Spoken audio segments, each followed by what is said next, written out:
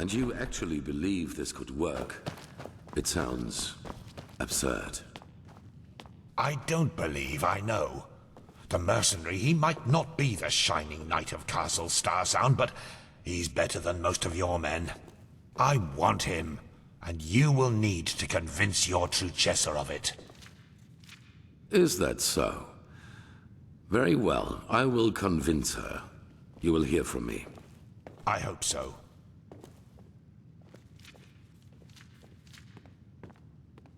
Well, look at that. You've actually survived the pointless test. Let's hope those ignorant fools will treat you with more respect than us heretics, although I truly doubt it. Prophet, good to see you. How do you feel?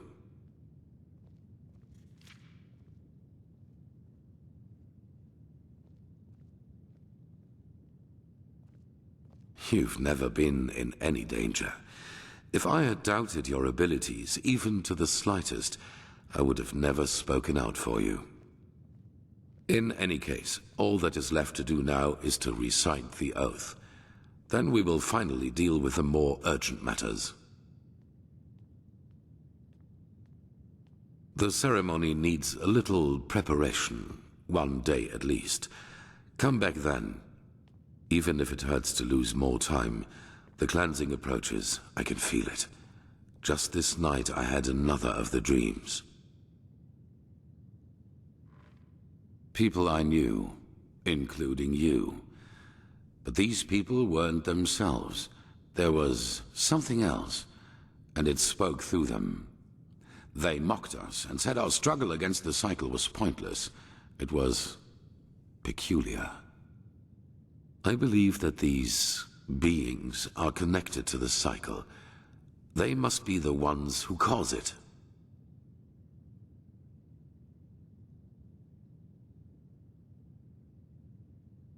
You did? That is interesting. It must be related to our roles as emissaries. Maybe there is a connection between us.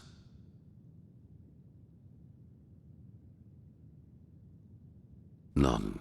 Maybe they are demons or magical entities of some kind, but they are different from everything I know.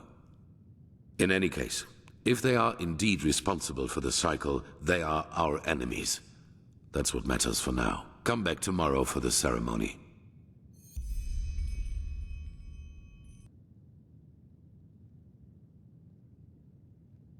Yes. Why do you ask? Well, that's just how we In an old temple in the northern mountains of Nerim. It was a bastion of our order before Narazul's armies conquered it after the Battle of Triomar. Ironic, I know.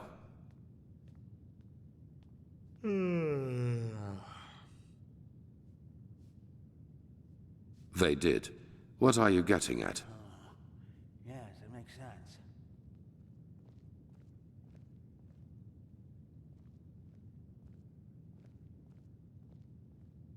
A fair point. But in the future, just be upfront. I do not like such veiled remarks. So, yes, my time in the prison was harsh. The hunger, the degradation, to name the most obvious. The worst, however, was the isolation. Ironically enough, that was the last thing I had expected, you know. From all the suffering there is, it seems so banal. But it isn't. You either find ways to cope with it, or it breaks you. Fortunately, I managed to do the former. For me, it was memories of the time before my incarceration, the prospect of what would come after it. They were my window into the outer world, so to speak. They reminded me that I was more than this deprived creature I had become in those dungeons.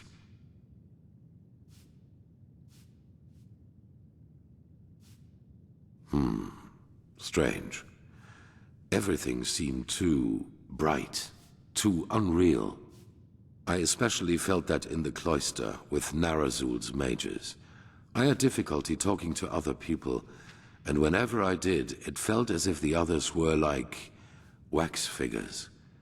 Like some cruel joke put in front of my eyes in order to mock me. Better. Our mission, my responsibility here as a leader, it has helped me to find my way back into the real world.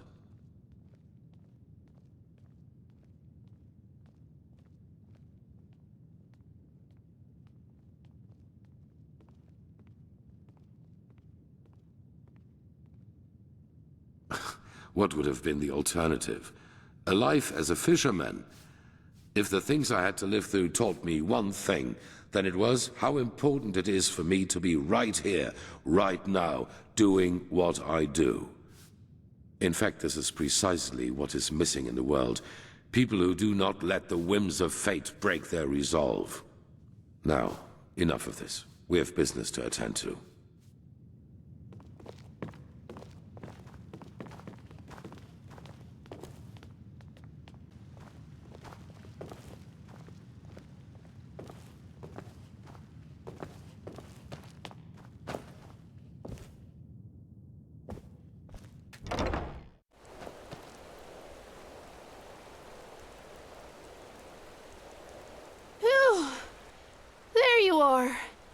Here, a letter for you. What? Oh, that's very generous of you. Thank you. Safe travels, and may his light guide you.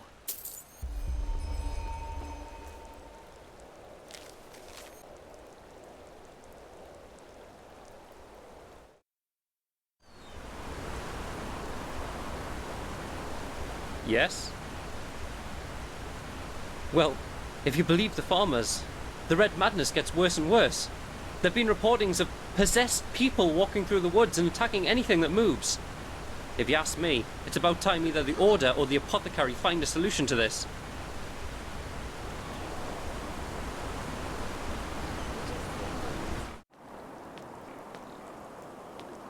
Ah, there you are.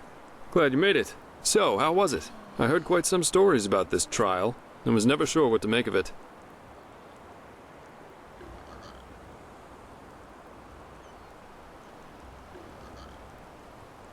Yeah, I changed my mind. Come, let's go upstairs. It'll be worth it.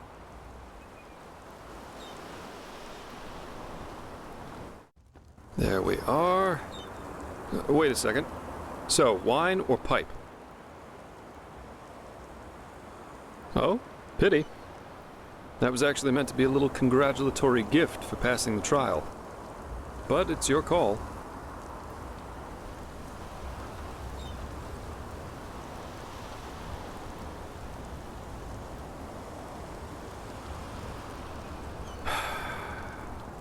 Nothing better than a good pipe and a nice sight to go along with it.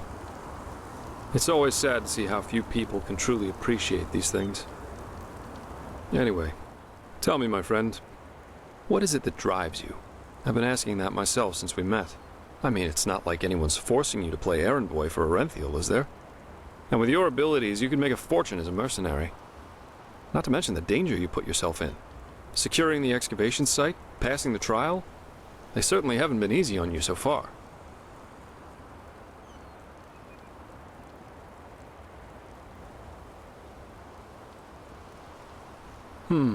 Makes sense. In any case, it's interesting to see how you've gotten from being a magically gifted refugee to the center of all this. Kind of reminds me of a woman I used to travel with, Alicia. No matter where she went, she always ended up in the eye of the storm.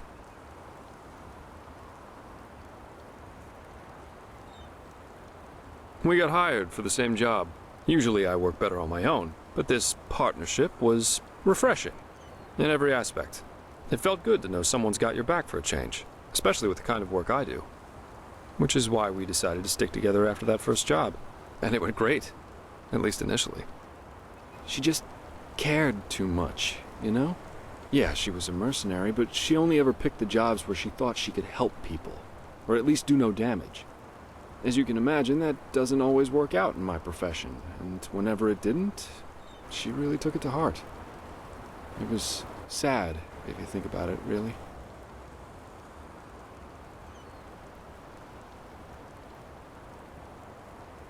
Oh, several reasons. First of all, she was primarily a traveling healer. and used the money she got from those jobs to sustain herself. Secondly, Lycia wasn't all selflessness. She wanted to help people, yeah, but she also wanted to make experiences, I guess. Live like an eagle, love like a madman, and dream like a god.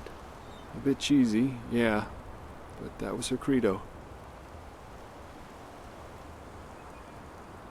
That was, let me think, about 3 years.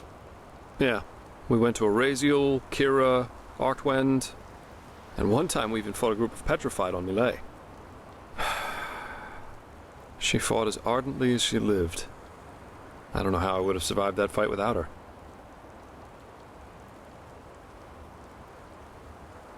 We traveled together and we had sex, so yes, according to most people's definition of it, we were a couple.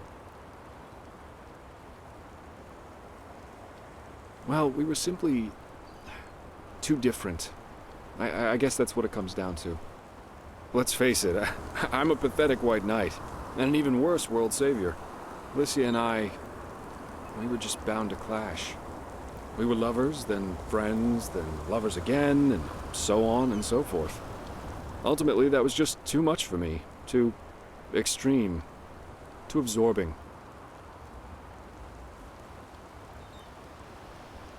Love as she defined it, yeah. Had it been for her, we would have married after that first night. That's a long story. Not one that puts me in a favorable light.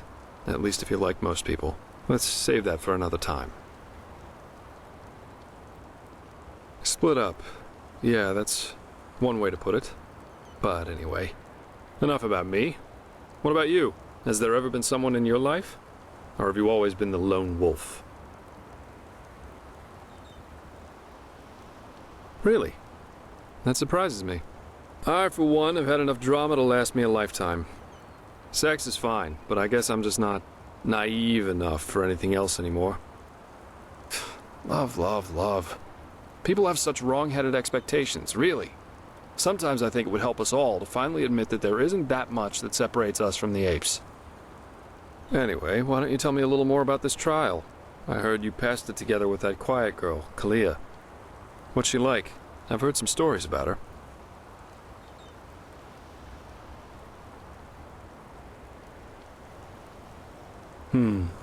That's just life, I think. There comes a point when you've done all you can.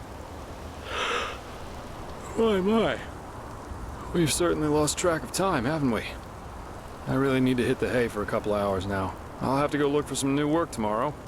And I've heard about a nobleman who's looking for a sellsword. That is, if Arantheal or old Bushybeard doesn't have a new job for me by then. Say what you want about them, their pay is beyond generous. I'll see you around, my friend.